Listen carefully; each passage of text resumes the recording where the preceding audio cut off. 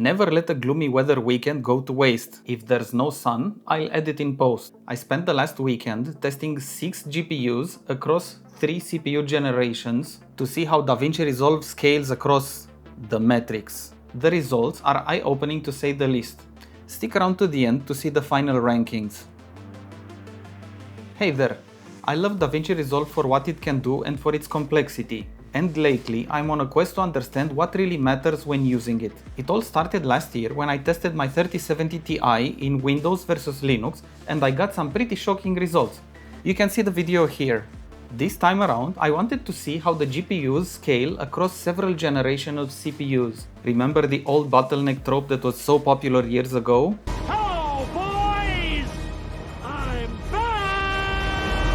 In total, I performed 144 tests to gather all the data points. Yeah, it took a lot of work, because who needs sleep? I don't need sleep, I need answers. But before we begin, a big shout out to the local ASUS team. They kindly helped me source the hardware I needed for this test. Some of it I own and purchased myself, most of it was lent by ASUS. But let's quickly go through the test setup. First, the PCs. The first one is a Ryzen 7 98X3D with 32GB of DDR5 7200 memory and using PCI Express Gen 5. The second computer is a Ryzen 7 58X with 32GB of DDR4 memory 3200 and the PCI Gen 4 lane. And the last on the list is a very old Core i5 4570, also with 32GB of DDR3 memory and the PCI Gen 3 lane. Now let's go through the GPUs. A 3070 Ti with 8GB of VRAM, a 3080 with 10GB of VRAM, a 5060 Ti with 16GB of VRAM, a plain 5070 with 12GB of VRAM, a 5070 Ti with 16GB of VRAM, and last on the list, an RX 9070 XT with 16GB of VRAM. The test sequence is a mix of videos shot in log. We have a C4K file, an 8K file, a 64K OpenGate file, a 4K OpenGate file, and a plain old 4K video from a phone. Each video is color corrected with color space transform. I have applied titles and generators, a bit of resize and reframe, and overall a film look effect applied to the entire timeline. Please pay attention to this as it is really important to understand the benchmark results. If you just shoot in 4K with no color correction and no fusion effect, the results will be less relevant to you. It's not you, it's me.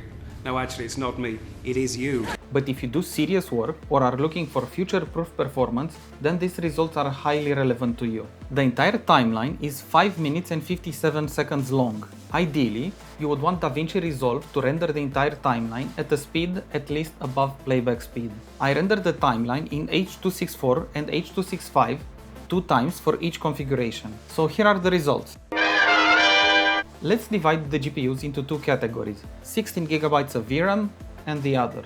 The 5070 Ti shows very consistent results. With the i5 as a baseline, it gains 10 to 13% on the 5800X and 21 to 24% on the 9800X3D. If you take the 5800X as a baseline, the 9800X3D brings 9 to 10% improvement. The 5060 Ti shows even a smaller gap. With the i5 as a baseline, the 5800X shows a 7 to 8% improvement, while the 9800X3D pulls ahead with just 11 to 12%. And comparing the 5800X with the 9800X3D, the gap is just 4%. The 9070 XT shows the biggest gap between all the 16GB VRAM GPUs. Based on the i5, the 5800X pulls ahead with 24 to 27%, while the 9800X3D pulls ahead with 36 to 40%. But based on the 5800X, the 9800X3D pulls ahead with just 9 to 10%. Frankly, I suspect a mix of optimization issues between AMD and Blackmagic here. So how about the lesser endowed here? The plain old 5070 has 12GB of VRAM, but is a PCI Gen 5 GPU. It also exhibits some really weird behavior. In H.265, it managed to be slower on the 5800X than on the i5 4570. Go figure. I would have suspected some foul play, but both render runs were slower. I'll put the full table of results at the end of the video. So overall, compared to the i5, the 5800X shows none to 21% improvement, while the 9800X3D pulls ahead by 43 to 50%. Comparing the 5800X with the 9800X3D, the gap in performance is 18 to 50%. But don't pat the 5070 on the back just yet. The overall results are pretty bad. The 3080 and the 3070 Ti really showcase the impact that low VRAM and slow PCI Express have. For the 3080, going from the i5 to the 5800X, there is a modest jump of 12 to 13%, while the 9800X3D pulls ahead by 70 to 108%. Even comparing the 5800X with the 9800X3D, the jump in performance is significant, 52 to 67%. The worst in the test is of course the 3070 Ti with the paltry 8GB of VRAM. The i5 performance is simply abysmal.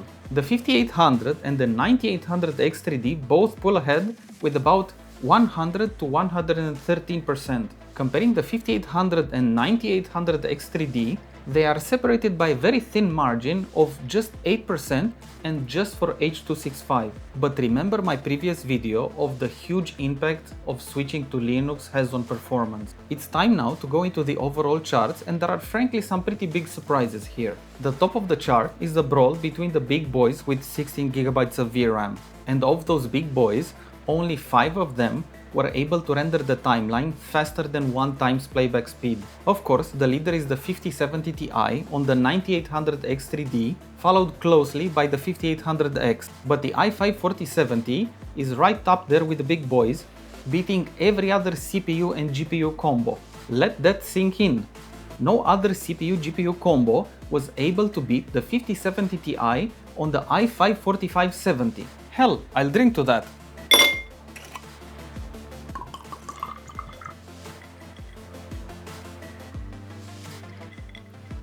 The 9070 XT is a close second, except the 5060 Ti manages to get the foot in the door just a bit, given the juice the 9800X3D can give it. And speaking about the 5060 Ti, while not as fast as the other GPUs, it manages to chug along at a decent and most importantly, constant speed across all platforms. It takes the might of the 9800X3D to pull the plain 5070 in the middle of the 5060 Ti results. But just to prove how much of a turd the 5070 Ti really is, the 9800X3D manages to pull the 3080 above all of the other 5070 results, and by some not insignificant margin. Let me say that again.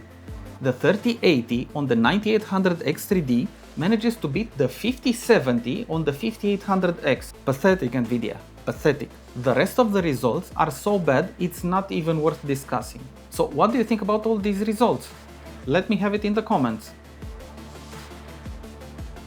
But in the end, what does it all mean? Firstly, the GPU is the most important part in any DaVinci Resolve rig. By far, 16GB of VRAM or more is essential both for scrubbing through the timeline and for the export speed. And when it comes to this, the 5070 Ti is king.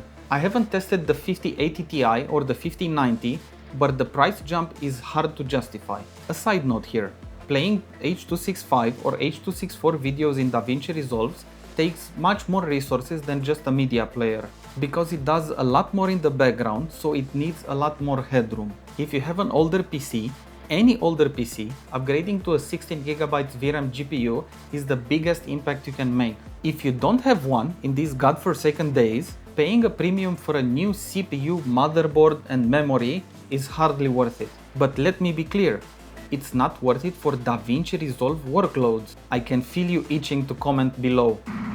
I'm in danger! I think you're better off sourcing an older Ryzen processor or a Gen 8 or 9 Core i5, 7 or 9 with a decent amount of DDR4 memory. There's lots of old corporate hardware making its way on the secondary market right now. Why not take advantage of it?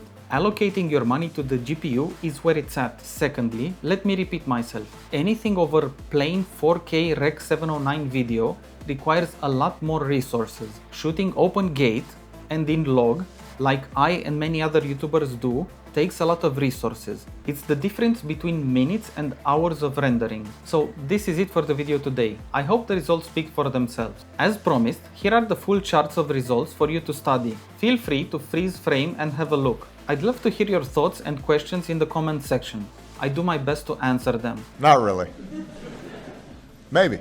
And lastly, big thanks again to the local ASUS team for their support in this endeavor.